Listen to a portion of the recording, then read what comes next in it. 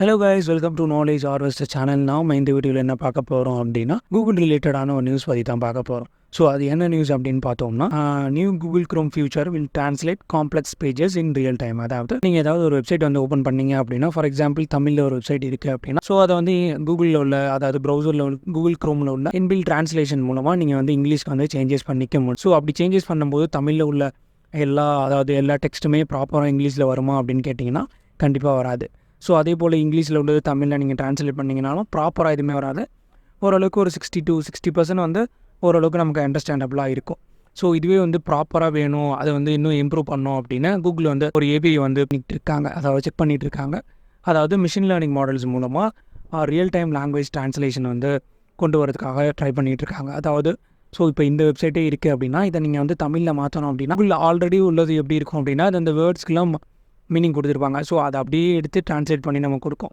So இப்போ வந்து நீங்கள் ChatGPT இல்லை கிளாடு இல்லை கூகுள் ஜெமினி அதிலெல்லாம் நீங்கள் யூஸ் பண்ணிங்க அப்படின்னா ட்ரான்ஸ்லேஷன் போட்டிங்கன்னா ப்ராப்பரான ட்ரான்ஸ்லேஷன் நமக்கு. ஸோ அது போல் ஒரு ஏபிஐ தான் வந்து கூகுள் வந்து ஒர்க் பண்ணிகிட்ருக்காங்க. இது வந்து ஒரு ஓப்பன் சோர்ஸ் ஏபிஐன்னு தான் நினைக்கிறேன்.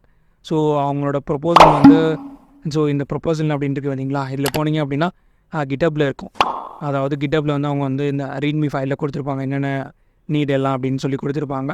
ஸோ நீங்கள் உங்களுக்கு யூஸ்ஃபுல்லாக இருக்குன்னா நீங்கள் அதையும் நீங்கள் செக் பண்ணி பாருங்கள். So this feature will download a machine learning model to correctly translate the text if the required translation model is not built into the browser. அதான் நான் சொன்னது போல் அந்த ட்ரான்ஸ்லேஷன் வந்து ப்ராப்பராக நமக்கு கிடைக்கல அப்படின்னா அவங்க வந்து மிஷின் லேர்னிங் யூஸ் பண்ணி, அதாவது யூஸ் பண்ணி ஸோ நமக்கு வந்து அதாவது அந்த ட்ரான்ஸ்லேஷனை ப்ராப்பராக கொடுப்பாங்க அப்படின்னு சொல்லியிருக்காங்க.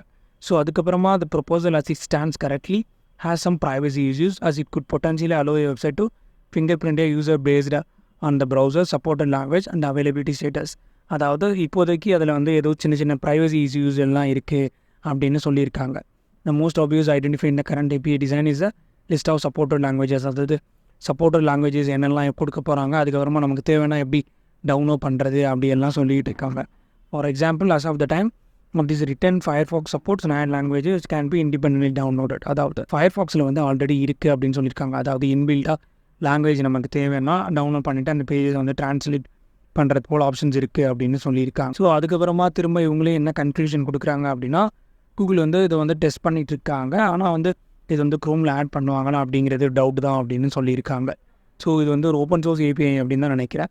ஸோ அதான் சொல்லியிருக்காங்க. But Google is actively exploring and discussing the idea அது ஓப்பன் சோர்ஸ் கம்யூனிட்டி அப்படின்னு. ஸோ இது ஒரு ஐடியாவாக அவங்க எடுத்துகிட்டு எல்லாரோடையும் டிஸ்கஸ் பண்ணிகிட்டு இருக்காங்க. ஹோப்ஃபுல்லி இந்த ஃபியூச்சர்ஸ் வந்துச்சு அப்படின்னா ஸோ நிறைய பேருக்கு அந்த நியூஸ் வெப்சைட்ஸ் எல்லாம் படிக்கும்போது ரொம்பவே ஹெல்ப்ஃபுல்லாக இருக்கும். ஸோ நாம் இந்த வீடியோவில் பார்த்த இன்ஃபர்மேஷன் ஒரு ஹெல்ப்ஃபுல்லாக இருக்கும்னு நினைக்கிறேன். நம்ம நெக்ஸ்ட் வீடியோவில் வேறு ஒரு யூஸ்ஃபுல்லான இன்ஃபர்மேஷன் பற்றி பார்ப்போம். தேங்க்ஸ் கைஸ் ஃபார் வாட்சிங் the video and two subscribe the channel for more videos.